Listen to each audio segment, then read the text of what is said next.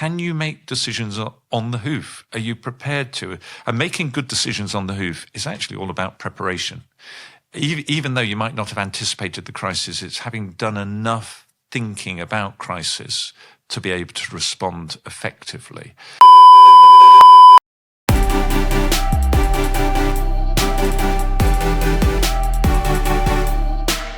I'm Leah, founder, CEO of Broadstairs Consulting, a problem-solving consultancy that offers crisis and governance advisory services to help leaders and organisations thrive and flourish. We believe crisis isn't an if, it's a when. And although we're unafraid of crisis, we've never known one to be resolved in a single day. However long the day or night that gave rise to the crisis in the first place, there's always something we can learn. That's the genesis of The Longest Day. Our guests have overcome a litany of crises. Many of our guests have worked with us in some capacity in the past. All of them have stories worth hearing. We trust them to make this worth your while. We hope it helps you trust us. Rob Beckley is an Assistant Commissioner with the Metropolitan Police based in the Home Office. He has been a police officer for over 35 years and has had a varied career in all ranks and most roles in policing. Most recently, he was in overall command of Operation Resolve, the criminal and disciplinary investigation into the events leading to the Hillsborough disaster. He has held national chief officer responsibilities for counter-terrorism, race and faith matters, and citizens in policing, voluntary engagement with policing. He joined the Met in 1986 and was a sergeant in Brixton, an inspector in Southall, and worked in Scotland Yard before transferring out of London to become a superintendent in Thames Valley. He was a chief officer in Hertfordshire and Avon and Somerset police forces before being seconded to set up the College of Policing in 2013. He has a degree in law from Durham University and before joining the police worked for 4 years in education and development in Africa. Well, Rob, we are delighted that you could join us today on The Longest Day, and we look forward to hearing about the challenges that you have encountered.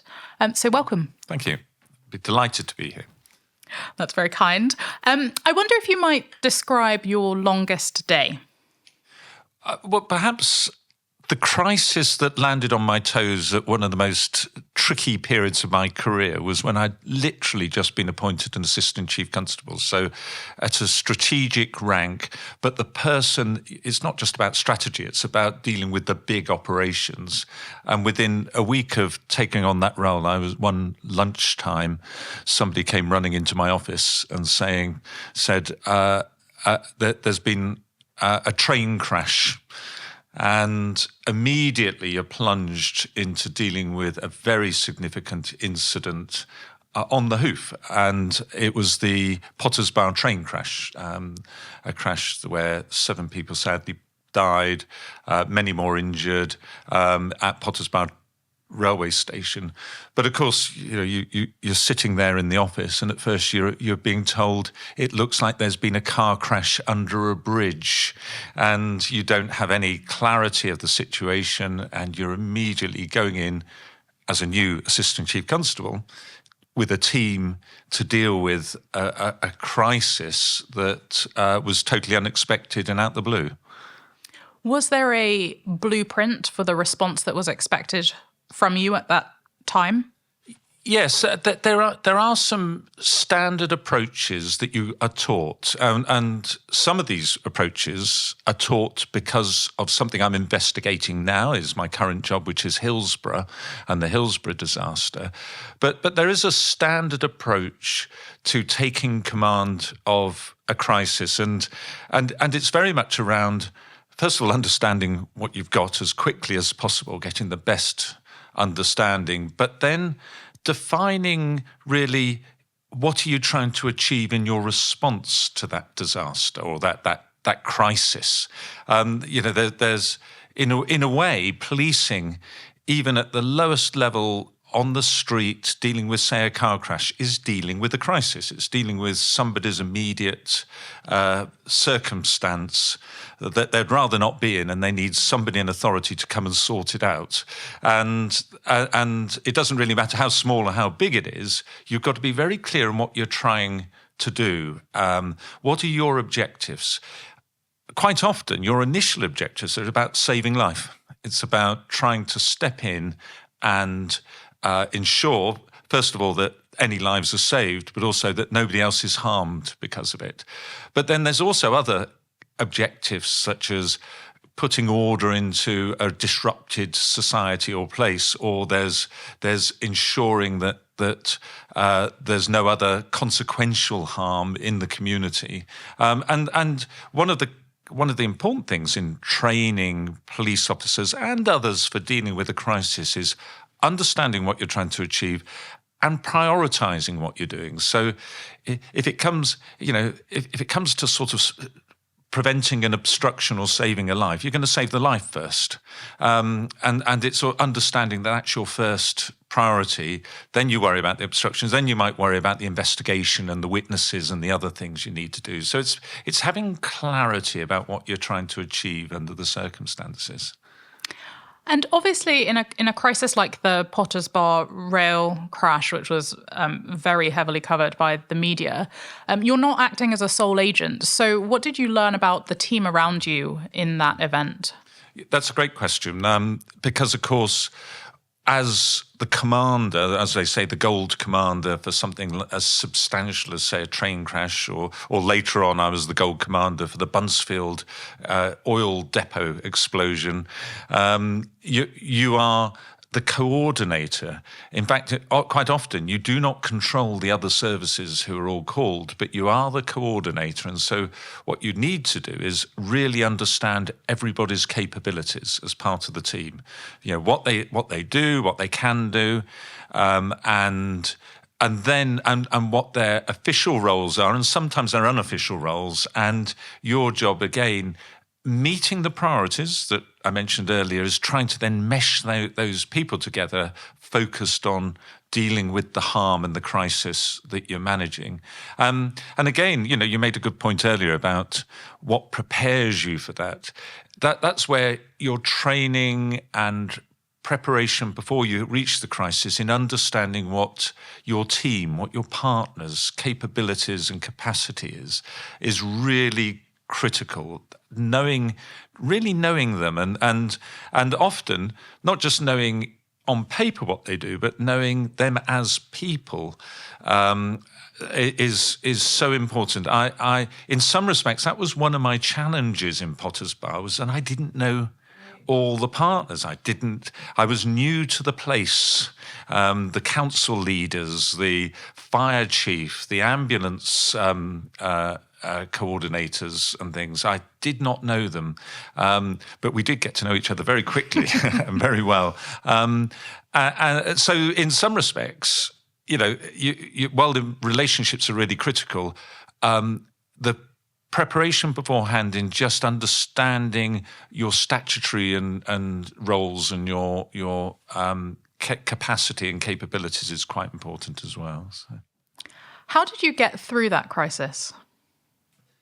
To a large extent, it's there's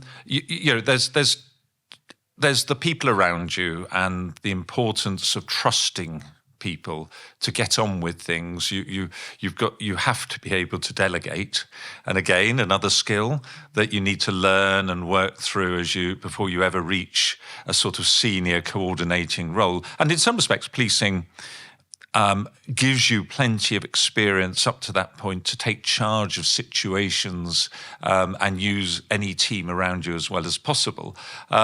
So it's trusting and working with the team around you.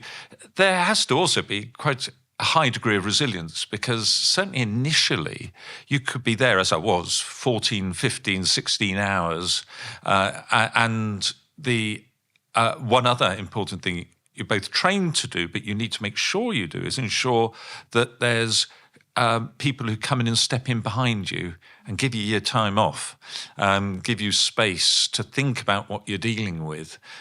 So it's a lot about using your team and using those around you intelligently, and also looking after yourself and others in the context of dealing with that crisis. You mentioned the importance of delegation and also the need for resilience.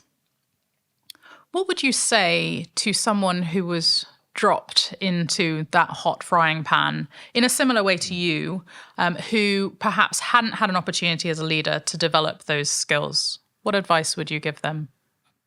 I think perhaps the most important thing is to, in any crisis, is to find a way to give yourself a bit of space, just time to think about it. Because with a bit of time, you can then almost like work through what the problem is. How do you approach this? What are the elements you're dealing with? So I think my main bit of advice would be, find an opportunity to go to the loo and dig out those handbooks that you might have been given at previous training sessions and just pause and have a think about it. Because in the crisis of the moment, everyone's looking to you. And sometimes you won't know all the answers and you won't know who to turn to necessarily, but just thinking about it, you can say to yourself, who do I need to call upon? How do I approach this? What are the best people and the best ways to do this? That's brilliant advice. What do you think in your career prepared you to be able to take up the mantle in this measured, informed, wise way? Well, it didn't always feel measured and informed, or even wise. Actually, at the moment, of course, there's enormous anxiety. Actually, I got a lot of positive feedback afterwards. From people who, my new senior boss was up in Liverpool at the time of the crash. So in effect, I had to take it and had to own the whole thing on my own. But when he came down, he provided me good feedback. He'd heard what people had said and done, and it was very positive. But to a certain extent, that was some years of experience, because of course I had by then been a police officer 15 odd years.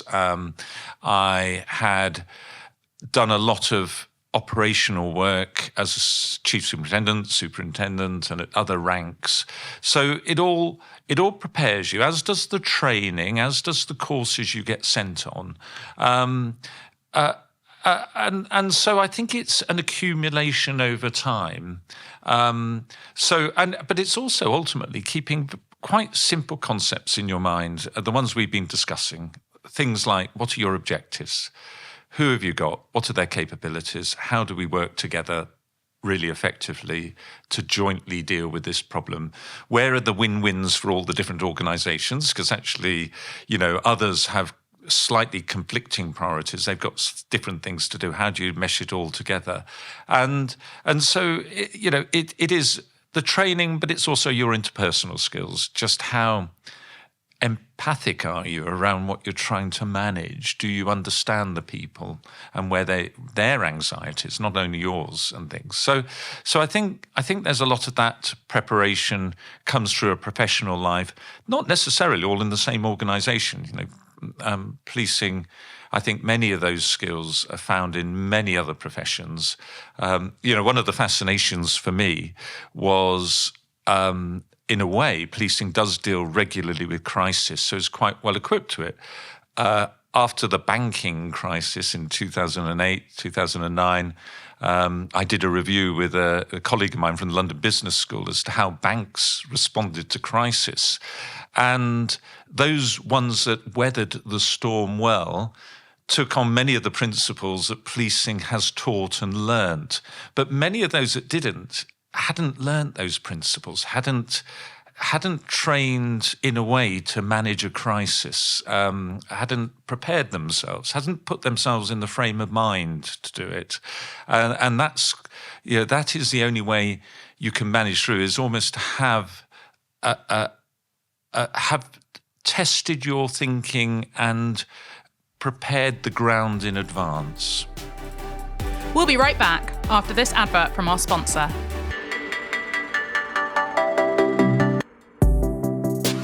This episode of The Longest Day is sponsored by Grosvenor Search, a specialist NED recruiter in the asset management space. Board diversity shouldn't be reducible to tokenism. Rather, efforts to diversify boards must be focused on ensuring that the top 5% of talent are identified and, once recruited, empowered to strengthen existing boards. Grosvenor Search offers a targeted approach to ensure that your board receives the most impressive diverse talent. For more information, email info@grosvenorsearch.com. Let's get back to today's guest. I think it's fair to say that you are well seasoned when it comes to crises. What would you say the personal cost is of engaging with such difficult circumstances? My current job have been investigating the Hillsborough disaster and the circumstances leading up to it, I think is a really good example of a cost that has run for decades. The cost both to those who were let down during the crisis, but a cost to those who were party to the crisis, whether it was the football club, the police officers involved, or the engineers who designed this should have had a better design of the stadium, or the Football Association and all the others involved. Many of them have now lived with that for decades, and for many it's blighted their lives. So there is a significant. If you go back to the hub of Hillsborough, a lot of that was around the preparation, the expected professional oversight of both the ground, the club, and the policing of the event that should have been so much better. There was a complacency had drifted into that environment. And because it failed and a disaster happened, there are many people, not primarily, of course, the families and those who were at the match, but many of those involved all around it who have lived with it for many, many years, and it's caused them immense harm. So the failures of really preparing, thinking about what you've got, thinking about the what-ifs and what could go wrong, even if that might very, very rarely happen, are really significant. It's incumbent upon all professionals who have a responsibility for running things or managing complex organisations to really think hard about what might go wrong and what their role will be if that happens. So, in answer to your question, it can be massive under certain circumstances. What have you learned about yourself in the process of undertaking these investigations and inquiries? As you do these investigations, you quite often sit there and think, what might I have done under the circumstances? And I think it behooves us all when we hear about disasters or crises, long-running crises, is to ask ourselves, what might we have done, and how might we have prevented a similar thing ever happening to us? Because that self-reflection is really, really important. Have I got the capabilities? Have I got the skills if that happened to me? Now, clearly, we're not asking members of the public off the street to go and run football matches, but we all, there's many of us who will sit there and pontificate about how we think it could have been done, things could have been done better. I think we ought, when we do that, we ought to do it in a more mature way and just sit there and ask ourselves quite hard about what personal skills are required, what professional skills are required, and if I was presented with a similar set of circumstances, what might I do? So I've done that a lot around Hillsborough. And of course, to a certain extent, that there's two templates you have to judge Hillsborough and events that have taken place in the past. Firstly is what were the expected standards of the day then? But secondly, what professionally, almost like, accepting there are standards, but what was professionally the norms and the ways things were done, the cultures and things. But against all those norms, I think there was massive deficiencies at Hillsborough that were identifiable at the time and were identified at the time. You mentioned the importance of considering, when you're looking back at things that have happened in the past, the framework in which those were able to arise. How do you ensure that lessons are learned that apply to current and future circumstances?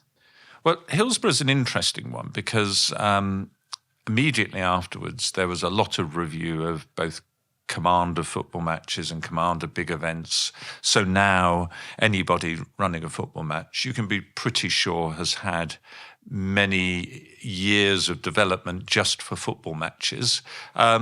You've also got a lot more focus on the response to disaster since Hillsborough, and that's all developed. But even the most recent investigations that we picked up since Theresa May reopened Hillsborough back in 2012, and the inquest came to its conclusion in 2016. Even since then, we've constantly asked our questions about could it still happen? What would we need to do to prevent it? And I think there's still quite a lot that, the sort of things we've peeled away has been the post-event looking after victims and those affected, which I think there's still more to be done. The Manchester Arena bombing highlighted quite a lot of issues around response and that. And so while there was a lot of learning at the time, there's still more learning out of it. Not least of all, a bit of this, what this discussion is about. How prepared are individual commanders, myself or others, in managing a significant crisis? Can you make decisions on the hoof? Are you prepared to? And making good decisions on the hoof is actually all about preparation. Even though you might not have anticipated the crisis, it's having done enough thinking about crisis to be able to respond effectively. So there's still more learning. And in a way, the learning is for every individual who has a command responsibility or an organisational responsibility to ask themselves, do I know what I will do if I face a really significant crisis? That's hugely helpful. We are team preparation. We're also team growth. But we think that crises are hungry work. So we would be really interested to know, if you had to live your longest day again, what food would you choose to fuel it? One thing about policing is that they're quite good for recognising that, to use that cliche, an army marches on its stomach. When things happen, lots of wheels go in the background. So Potter's Bar, by the time it happened at about 1 o'clock, it was about soon after midday, and by about 7, 8 o'clock, we were being provided with meals because the ops department just do that. Whenever there's a lot of people there gathered to deal with a problem, there's a little bit of that department that worries about the food and the drink and making you all sustained. So in some respects, I genuinely can't remember what I had, but it wasn't bad and it kept me going. But it is an interesting one because actually it is about how is your organisation or the area of your business geared up to think about the welfare considerations as well as just dealing with that crisis? Are they and because policing deals with a lot of this sort of big stuff enough times to know that you've got to get all those sanitary elements sorted. But of course, lots of other organisations, they're not doing it as often and they don't think about it. So it's always worth geeing up people in the background who just know that if the wheel comes off, they've got roles that sound very mundane but are really critical. I think that approach to people first and caring for your team's needs is wonderfully encouraging, and I think it's a great model for many other organisations that don't necessarily have that infrastructure. Rob, we've absolutely loved hearing your insights and dipping into your career. And thank you so much for joining us on The Longest Day. It's been an absolute pleasure. Thank you, Leah.